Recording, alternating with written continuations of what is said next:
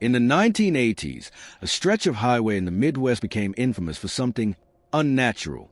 Drivers reported seeing a shadowy figure standing on the side of the road, thumb out as if hitchhiking. Those who stopped to help were never seen again. This is the story of the Highway Phantom, a tale of terror that still haunts those who dare to travel this cursed road at night. Sure you're okay, Frank? You look like you've seen a ghost. It was around 2 a.m. I was hauling a load to Kansas City. The highway was dead quiet. No other cars, no lights. Just me and the road. That's when I saw him, standing on the side of the road. Just standing there, his thumb out like he was hitchhiking. Something felt off. I don't usually pick up hitchhikers, especially not at night.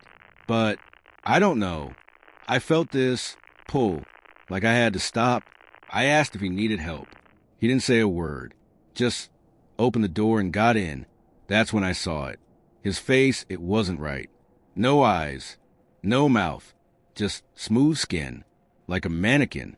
I tried to stay calm. I asked him where he was headed. Still, he didn't say a word. Just stared at me with that thing he called a face. I could feel it. Something was wrong. Dead wrong.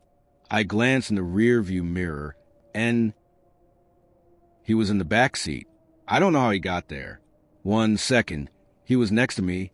The next, he was behind me, staring, always staring. I panicked. I swerved off the road, nearly rolled the truck. When I looked back, he was gone. Just gone. I don't know what he was. A ghost? A demon? All I know is I'm lucky to be alive. Frank wasn't the only one to encounter the Highway Phantom. Over the years, dozens of drivers have vanished along this stretch of road. Their cars found abandoned, engines still running, doors wide open. Locals warn travelers to never stop on this highway at night. They say the Phantom is still out there, waiting for his next victim. Sarah, this place gives me the creeps. Let's just get through it as fast as we can. Mark, relax, it's just a road. Nothing to worry about. Sarah, did you see that? There was someone on the side of the road. Should we stop? They might need help. No, keep driving. Please just keep driving. Mark, he's in the car. Authorities are still searching for Sarah and Mark Thompson, who went missing last night on Highway 37. Their car was found abandoned, with no signs of struggle. It's him, the Phantom. He's still out there. But sometimes you don't even need to stop. Some say if you drive alone, you'll see him in your rearview mirror, sitting in the back seat, watching, waiting. And by the time you realize he's there, it's already too late.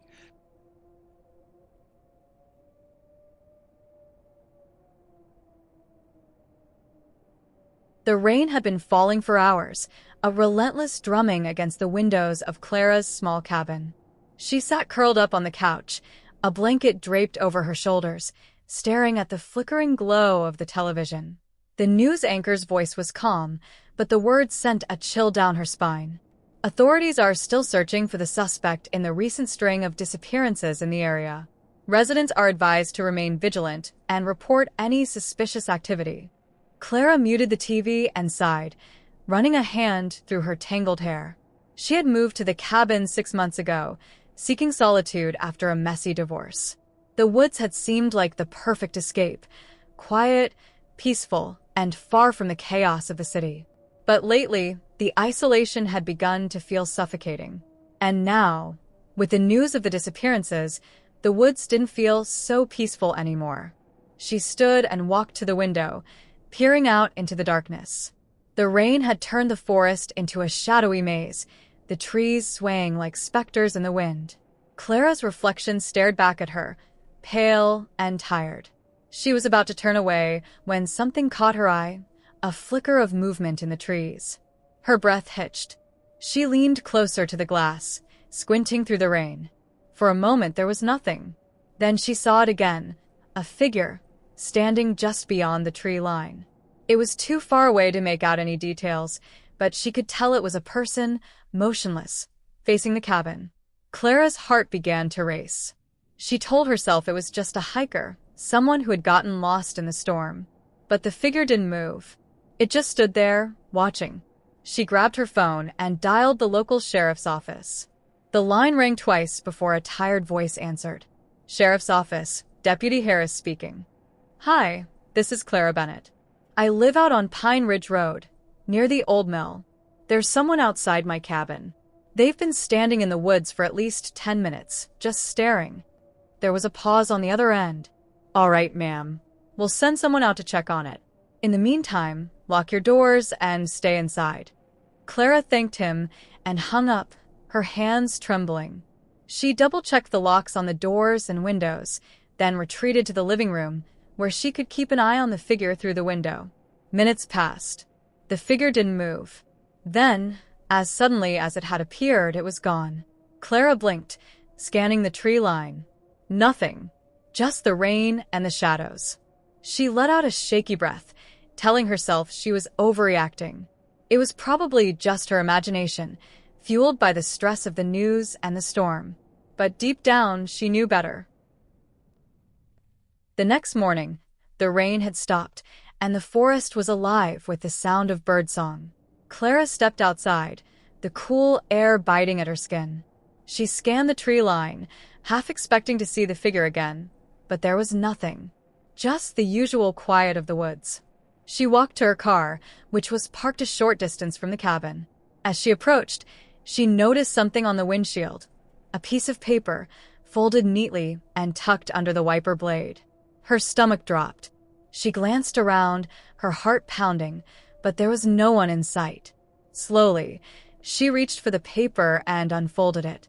The message was scrawled in messy, uneven handwriting. "I've been watching you, Clara. You're even more beautiful up close." Her hands shook as she crumpled the paper and shoved it into her pocket. She climbed into her car and locked the doors, her mind racing. Who had left the note? How long had they been watching her? And why? She drove to the sheriff's office, her knuckles white on the steering wheel.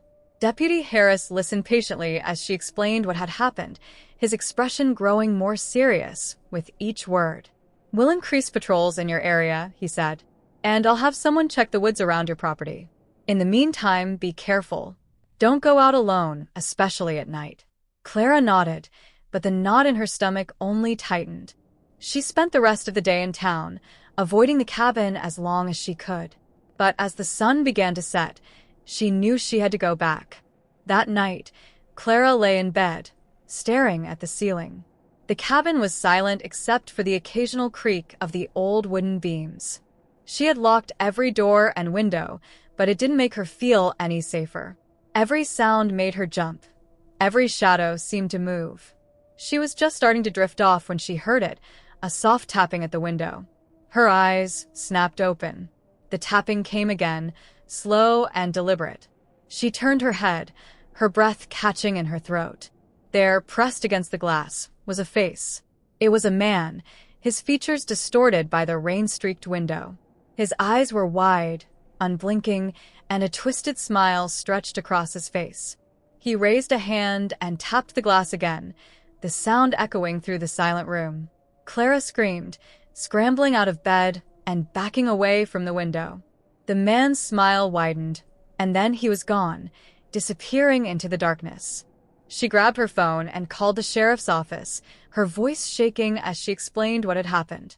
Deputy Harris promised to send someone immediately, but it felt like an eternity before she heard the sound of sirens in the distance. The deputies searched the property, but they found nothing. No footprints, no signs of forced entry. Just the lingering sense of unease that clung to the cabin like a shadow. Days turned into weeks, and the incidents continued. Clara would find notes on her doorstep, hear footsteps outside her window, catch glimpses of the man watching her from the trees. The police were no help. They had no leads, no suspects. Clara felt like she was losing her mind. Then, one night, she decided to fight back. She set up cameras around the property, determined to catch the stalker in the act. She slept with a knife under her pillow, her nerves frayed to the breaking point. And when she heard the tapping at the window again, she was ready. She crept to the window, her heart pounding, and peered out. The man was there, his face pressed against the glass, his smile as twisted as ever. But this time, Clara didn't scream. She didn't run. She opened the window. The man's smile faltered, his eyes widening in surprise. Before he could react, Clara lunged, driving the knife into his chest. He stumbled back, clutching at the wound, his mouth opening in a silent scream. Clara watched as he collapsed to the ground, his blood staining the grass. She felt no remorse, no fear, only relief. But as she turned away from the window, she noticed something on the man's hand, a tattoo, barely visible in the moonlight. It was a symbol she recognized, one she had seen in the news. The symbol of a notorious serial killer who had been active in the area years ago. A killer who had never been caught. Clara's blood ran cold. She looked down at the man's lifeless body, her mind racing.